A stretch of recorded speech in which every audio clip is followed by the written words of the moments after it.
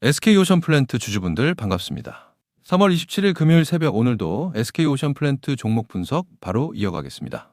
어제 SK오션플랜트가 12% 넘게 급등했습니다. 해상풍력특별법 시행령이 드디어 발효된 겁니다. 그런데 이 소식이 단순한 정책 뉴스에 그칠 이야기일까요? 오늘 이 소식들이 중요한 이유와 앞으로 SK오션플랜트가 상승할 수밖에 없는 근거를 지금부터 명확하게 말씀드리겠습니다.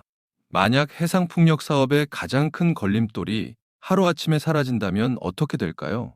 지금까지 국내 해상풍력은 인허가에만 평균 10년 가까이 걸렸거든요. 이 병목이 뚫린다는 건 수조 원 규모의 프로젝트가 동시에 움직인다는 뜻이에요. 바로 이 지점에서 SK오션플랜트의 이름이 떠오르는 이유가 있습니다. 오늘은 이 세 가지를 같이 확인해 볼 거예요.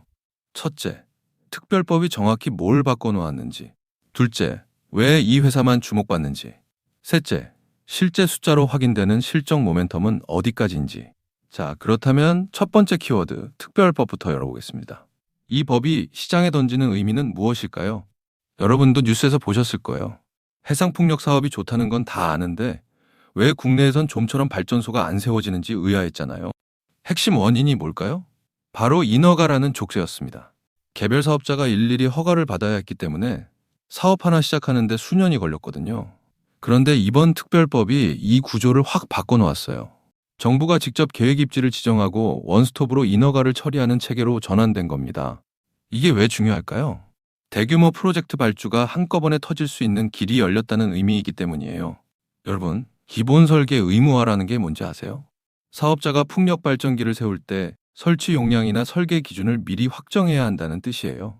이게 SK오션플랜트에 왜 유리할까요? 하부 구조물 사양을 사전에 파악할 수 있으니 제작 준비를 빠르게 할 수 있거든요. 거기에 하나 더 있습니다. 국내 기자재 공급망 역할을 하는 기업과 파트너십을 맺은 개발사에게 선정 가점이 주어질 가능성도 나오고 있어요. 이 모든 조건이 SK오션플랜트에 유리하게 설계된 구조입니다. 그렇다면 이 회사의 역량이 어느 정도이길래 이런 자신감이 나오는 걸까요? 이게 얼마나 큰 얘기냐면요. SK오션플랜트는 현재 아시아 해상풍력 하부 구조물 시장에서 점유율 1위 기업이에요.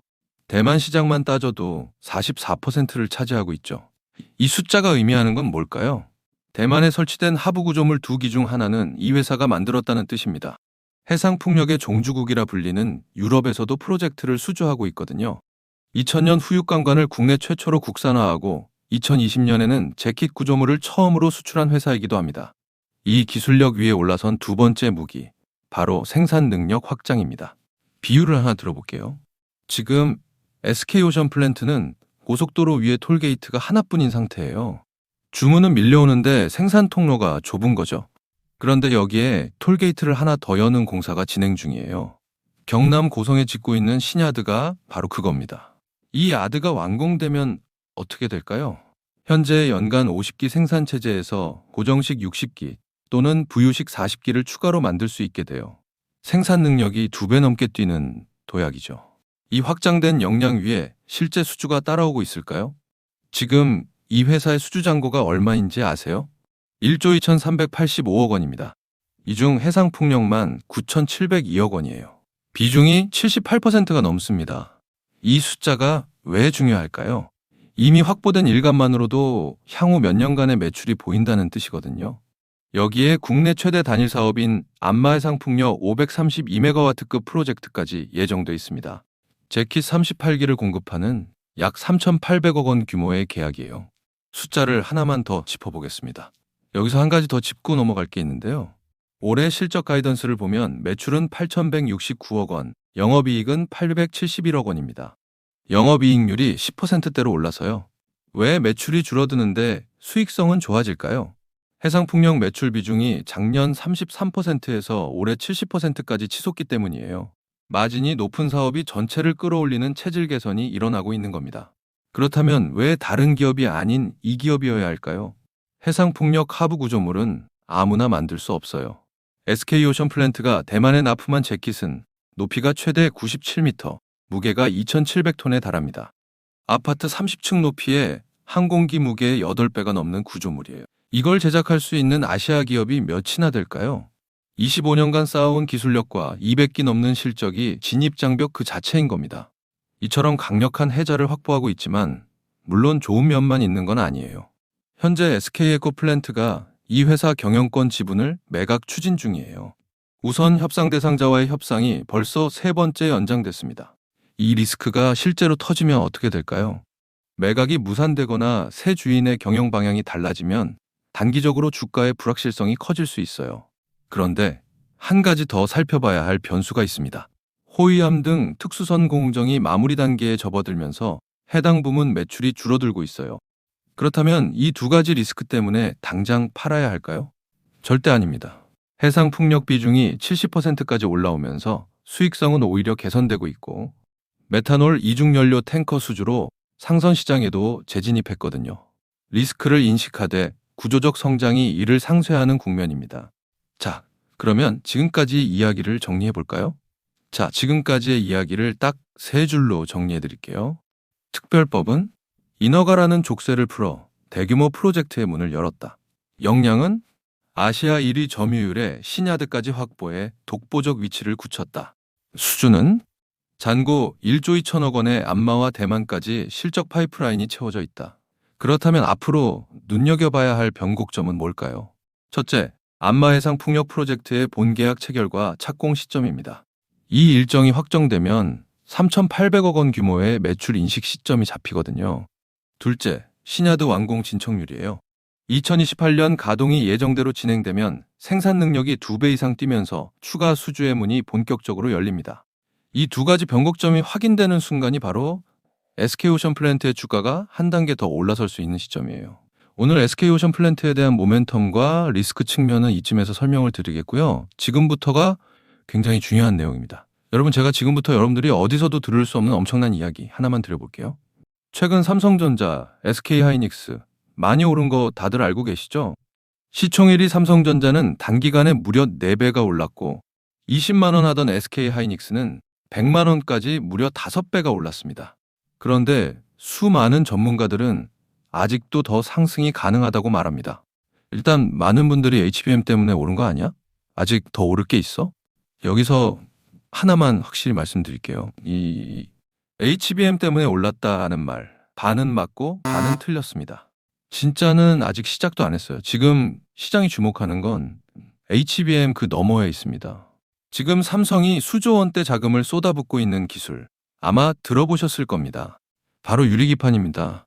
그리고 지금 시장에 알려지지 않은 어떤 한 기업이 유리기판의 게임 체인저로 조용히 떠오르고 있습니다. 이미 삼성의 막대한 자본이 이 기업으로 흘러들어가고 있고 AI, 반도체, 2차 전지까지 세 가지 테마가 동시에 엮여 있습니다. 최근 시장만 봐도 테마가 너무 빠르게 바뀌잖아요. 그런데 이 종목은 세 가지 테마가 동시에 묶여 있어서 꾸준한 상승이 가능하다는 겁니다. 그리고 지금 시점에서 가장 중요한 질문 하나 드려볼게요.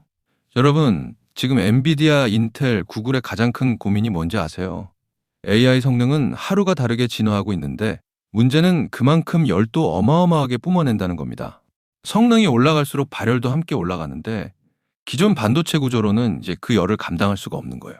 한마디로 성능의 한계가 아니라 열의 한계에 막혀버린 겁니다. 그래서 지금 엔비디아와 삼성이 긴밀하게 협력을 논의하고 있는 거고 AMD 수장까지 직접 방한한 겁니다. 그런데 여기서 이상한 점이 하나 있습니다. 삼성이 세계 최고 실력이라고 자부하는 이 기업의 주가는 아직 바닥입니다. 왜일까요? 세력들은 절대로 아무 때나 주가를 올리지 않습니다.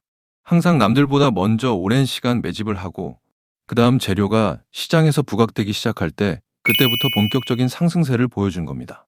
그런데 이 종목 같은 경우에는 유리기판이라는 초강력 재료를 가지고 있고 삼성의 거대 자금이 빠르게 들어가고 있기 때문에 한번 움직임이 시작하면 절대 이 가격대엔 못 산다는 겁니다.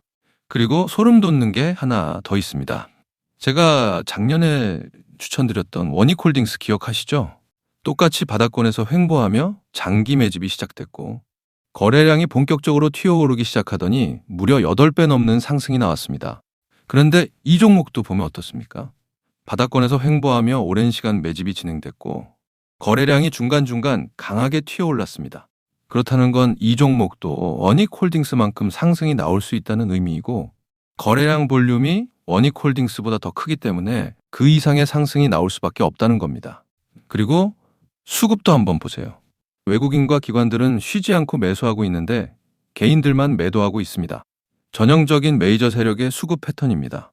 게다가 최근 들어 기관들과 외국인들의 매수세가 점점 강해지고 있기 때문에 머지않아 본격적인 상승이 시작될 겁니다. 그래서 지금 시간이 얼마 남지 않은 만큼 정말 많은 고민 끝에 세력 매집주를 구독자분들께 100% 무료로 공개를 해드릴 거니까요. 대신 여러분들은 구독과 좋아요는 꼭 눌러주시고 지금 화면에 제 개인 번호 잠시 보이시죠? 여기 있는 번호로 매집이라고 두 글자 남겨주시면 제가 직접 보내드리겠습니다. 지금까지 제가 추천드린 종목들 다들 기억하시죠? 원익홀딩스 8배.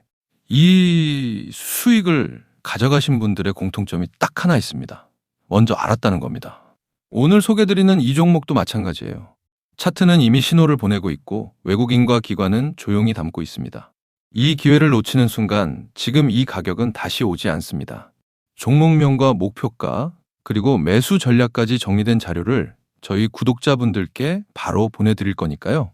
마지막으로 구독과 좋아요 이 두 가지만 눌러주시고 상단에 제 개인 번호로 매집이라고 두 글자 남겨주시면 제가 직접 보내드리도록 하겠습니다. 투자에서 수익의 차이는 결국 기회를 알아봤을 때 시도했느냐, 그냥 지나쳤느냐에서 갈립니다. 그러니까 저희 구독자분들은 이 기회 절대 놓치지 마시길 바라겠고요. 오늘 영상은 이쯤에서 마무리하고 저는 다음에 더 좋은 분석으로 다시 찾아뵙겠습니다. 감사합니다.